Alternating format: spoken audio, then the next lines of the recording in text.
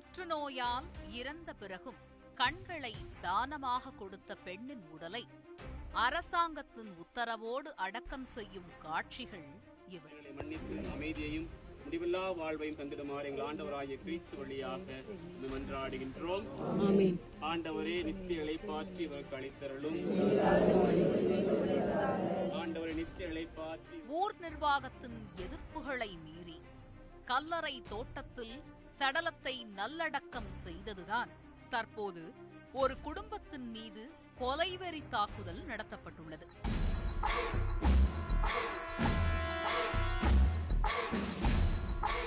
ஆண்கள் பெண்கள் என கொலைவெறியில் இறங்கிய ஒரு கூட்டம் கர்ப்பிணி பெண் என்றும் பாராமல் ஆடைகளை கிழித்து தாக்குதல் நடத்தியிருக்கிறது. தாக்கப்பட்ட பெண்ணோ சென்னையில் வழக்கறிஞராக வேலை பார்த்து வந்துள்ளார். என்ன நடந்தது? பெண் வழக்கறிஞரை குறிவைத்து தாக்குதல் நடத்த காரணம் என்ன?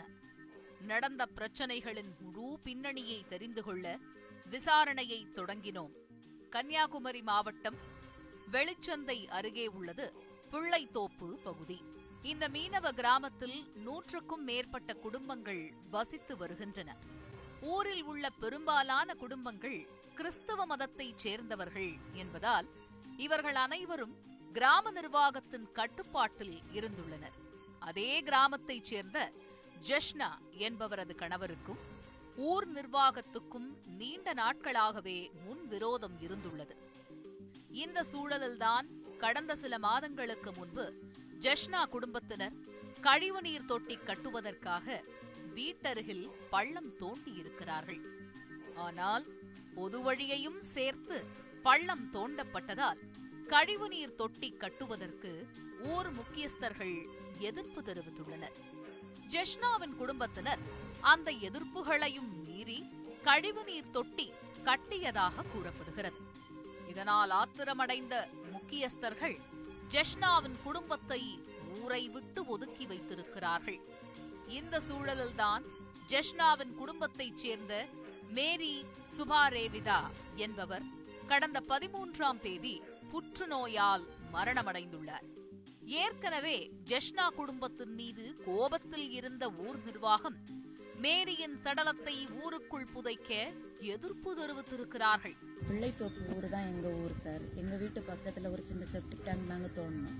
இதை மனசுல வச்சுட்டு பங்கு தந்தையும் பங்கு பேரவையும் சேர்ந்து எங்களுக்கு பிரச்சனை கொடுத்தாங்க. பெண்களை கூப்பிட்டு வந்து பிரச்சனைகள் கொடுத்தாங்க. அதுக்கப்புறம் நாங்கள் எங்கள் அண்ணி வந்து இறக்குறாங்க. எங்கள் அன்பியும் 6வது அன்பியும் எங்கள் அண்ணியோட அன்பு வந்து 26வது அன்பு, அது வேறு பகுதி.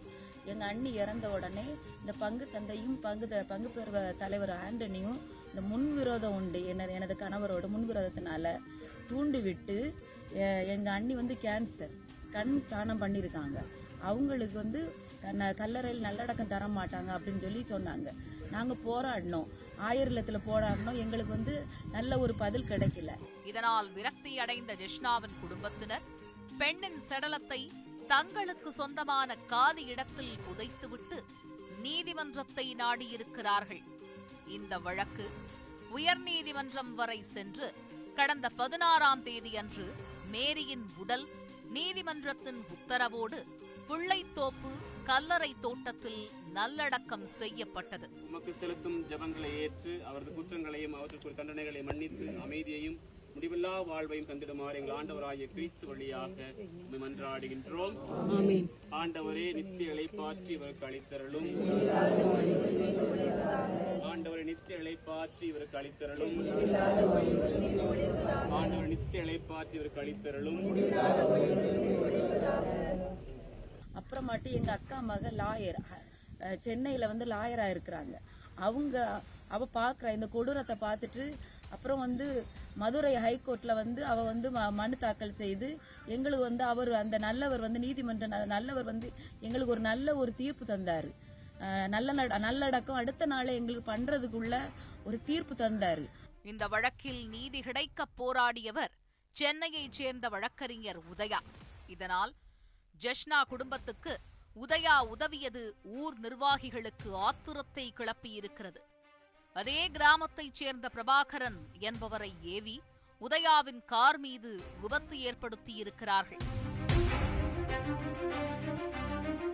விபத்து தொடர்பாக சம்பவத்தன்று உதயாவிற்கும் பிரபாகரன் குடும்பத்தினருக்கும் பிரச்சனை வெடித்து கைகலப்பாக மாறியிருக்கிறது. அந்த சண்டையில் பிரபாகரன் தரப்பினர் உதயாவின் ஆடைகளை கிழித்து தாக்குதல் நடத்தியிருக்கிறார்கள். அத மனசுல வச்சுட்டு எங்க அக்கா மகளை முன்விரத்தினால் காரணால ஒரு சிலரை தூண்டி விட்டு இந்த பங்கு பேரவை தலைவர் பங்கு தந்தையும் தூண்டி விட்டு குடி வாங்கி கொடுத்து தூண்டி விட்டு காருக்கு இடையில வந்து நிறுத்தி விட்டு அவளை அந்த அடிச்சு ட்ரெஸ் எல்லாம் கிழிச்சு காதுல உள்ள கம்மலை பிடிச்சு இழுத்து அவளை கொடூரமா அடிச்சிருக்காங்க சார். இது என்ன நியாயம் கேக்குறேன் சார். இது மட்டும் இல்ல, இன்னைக்கு எங்க அக்கா மகள் அடிச்சாங்க, நாளைக்கு என்னுடைய பிள்ளைங்களை அடிப்பாங்க, என்ன அடிப்பாங்க. இதுக்கு எங்களுக்கு ஒரு இதுவுமே இல்ல, ஒரு பாதுகாப்புமே இல்ல சார்.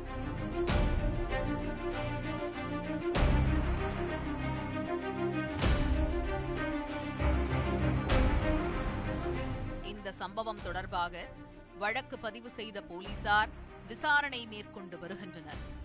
செப்டிக் டேங்கில் தொடங்கிய பிரச்சனை கர்ப்பிணியை தாக்கியது வரை முடியாமல் தொடர்ந்து கொண்டே இருக்கிறது.